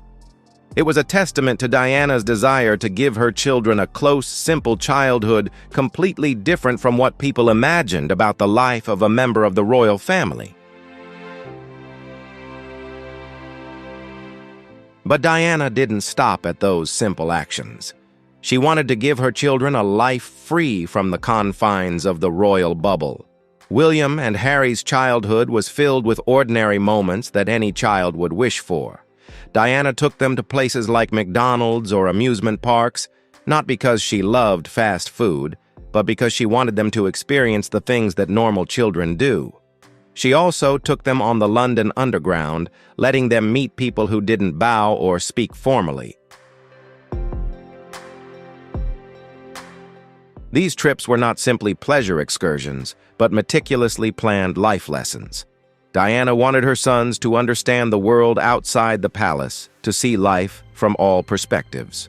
This is confirmed by Ken Wharf, Diana's former bodyguard, who revealed that she chose the quietest times and minimized the presence of security on these trips. Diana even cleverly disguised herself to move unnoticed among crowds, clearly demonstrating her desire to protect her son's privacy. More than just providing her children with a close-knit childhood, Diana taught William and Harry the values of compassion. She constantly nurtured in them an open heart, ready to share and empathize with those in need. One of the most memorable moments was when she took William to visit Centrepoint, a charity that helps homeless young people in London. This was not just a visit, but a crucial lesson in love and social responsibility. Princess Diana was not only a mother, but also the founder of a completely new way of raising children within the royal family, not only changing old rules, but also defying traditional expectations.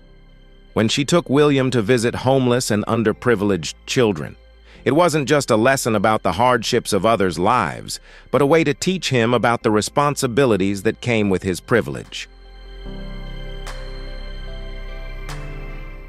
These moments not only highlight Diana's compassion, but also affirm her determination to create a better future for her children. She not only taught them love, but also helped them understand the importance of facing the real world, a world beyond the palace walls. Diana not only changed the way children were raised in the royal family, but redefined the very concept. The relationship between her and her sons was not just that of a mother and her children, but a deep, unbreakable bond. Throughout the early 1990s, as her marriage to Prince Charles crumbled and the world witnessed the collapse of their relationship, Diana found her only anchor in the place where she placed her unwavering faith, her two sons. Amidst the chaos of royal life, the relentless media speculation, personal pain, and political intrigues within the palace, Diana devoted all her energy to raising and protecting her sons from the turmoil around them.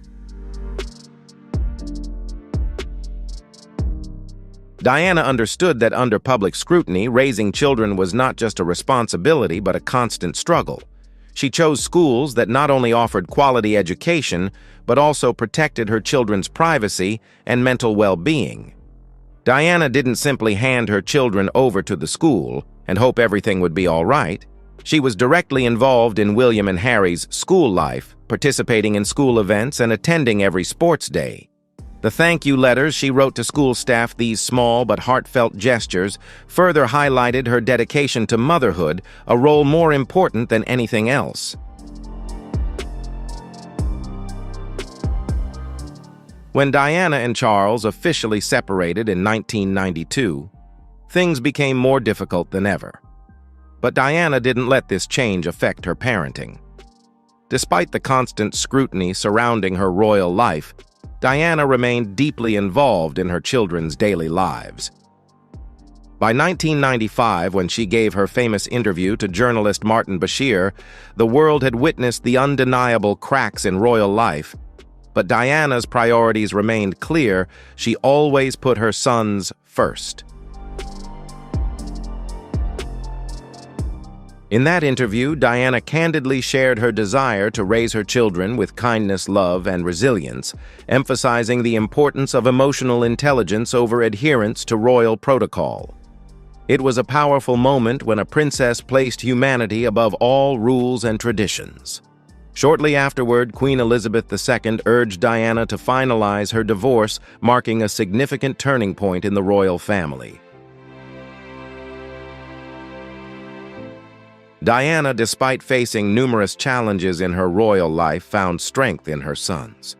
Although she felt isolated, her voice unheard, and constantly pushed aside, William and Harry were always a solid support system, helping her weather the storms of life. When her marriage to Prince Charles ended, she faced personal pain and media pressure, but nothing could shake her devotion and love for her children. After her divorce was finalized in 1996, Diana not only lost her title as princess, but also faced a profound change in her personal life. She no longer held a royal title, and by protocol would one day have to bow to her own sons. This devastated Diana not for political or power reasons, but for something deeply personal. She was no longer recognized in the way she had been accustomed to her entire life. However, when she shared this worry with William, his response brought her more comfort than ever. William, only 14 at the time, said, "Don't worry, mother. One day when I become king, I will repay you." Although William never publicly acknowledged this story, these words reveal the deep love and respect between mother and son. After leaving the monarchy, Diana found strength not only in her personal ideals, but also in the charitable work she undertook. From homelessness to raising awareness about HIV and the fight against landmines, Diana dedicated herself tirelessly to the issues she believed in. No longer representing the monarchy, she began to represent her own values, where love, compassion, and justice played a central role. Diana also continuously sent heartfelt letters to friends, staff, and supporters. These letters not only reflected her thoughts on social issues, but also served as notes about her sons. She wrote about William's kindness, Harry's dynamism, and her hopes for their future. While Diana knew she couldn't control her sons' futures, she ensured that through love and devotion, she instilled in them qualities no royal system could fully provide: empathy, courage, and the strength to become true men. Diana's parenting style wasn't a royal duty or a part of tradition. For her, it was about being fully present, listening, and loving genuinely, consistently, and wholeheartedly. Diana was more than just a mother. She was a mother who always made time for her children no matter how difficult life got. Every night, she rocked William and Harry to sleep. Every day, she wrote them letters, and most importantly, she always told the truth, even when it was challenging. This is how she nurtured not only their bodies, but also their souls, helping them grow in an environment full of love and understanding. In 1992, the official separation of Diana and Prince Charles was not only a milestone in royal life, but also a crucial turning point in Diana's life. Although no longer living with Charles, she never let it affect her responsibilities as a mother. Diana always put William and Harry first, and during this turbulent period, she became even more dedicated to protecting their spirits and helping them navigate the difficulties that royal life and the separation brought. When William was just 10 and Harry 8, the need for family stability became increasingly urgent. Diana understood that this was a time when her love and attention would help her children thrive regardless of the changes around them. During these months, Diana managed their daily lives directly involved in their studies and weekend plans. As the royal marriage crumbled, Diana began to be more open about her personal struggles, one of the most shocking moments being on June 29, 1994, when Charles publicly admitted his infidelity. Less than a year later, on November 20th, 1995, Diana responded in her own way through a shocking interview on the show, Panorama of the BBC. In the 38-minute interview, she candidly shared about the challenges of royal life, her struggles with mental health, and her profound feelings of loneliness. However, what moved the public most was not the revelations about Diana's private life, but her heartfelt words about her children.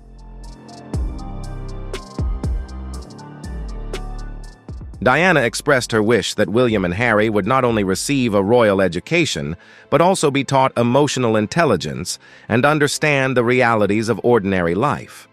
Her words stirred a powerful emotional response, attracting over 22 million viewers in the UK alone, sparking a dialogue about royal parenting and the values Diana wanted to instill in her children. However, Diana's candid revelations not only shocked the public, but also disrupted the royal family. The swift and decisive reaction from Queen Elizabeth II, after consulting with advisors, including the Archbishop of Canterbury and the Prime Minister, led to Diana and Charles initiating formal divorce proceedings. Diana, despite having made significant and bold decisions in her personal life, could not help but feel pain at this decision, a sign of the breakdown not only within her family but also in her relationship with the royal family. Diana, even after leaving the royal family and losing her title as princess, remained a devoted mother, and the close relationship between her and her sons, especially William, became even more apparent during the most painful moments of her life. Following her divorce from Prince Charles in 1996, a profound change occurred in Diana's life. Losing the title Her Highness, she not only felt a deep rejection, but also had to confront the inevitable shifts in her relationship with the royal family. However, throughout these turbulent years, Diana found solace and stability in her two sons. Although no longer under the protection of the royal family and her previous support system, Diana continued to dedicate herself to humanitarian work and devoted her time entirely to William and Harry. The organizations she supported, such as Centerpoint Great Ormond Street Hospital and the Leprosy Mission, are testament to her powerful influence. However, during this time, she still faced a profound sense of loneliness, something not everyone could recognize given her glamorous life. In her private letters, Diana shared her anxieties about her safety, particularly when she wrote about a plan to cause an accident that she believed Prince Charles had orchestrated for her.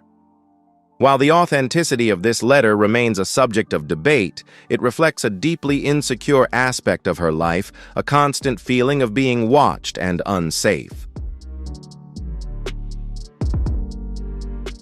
Despite facing personal hardships and the pressures of royal life, Diana remained committed to making a difference in the world.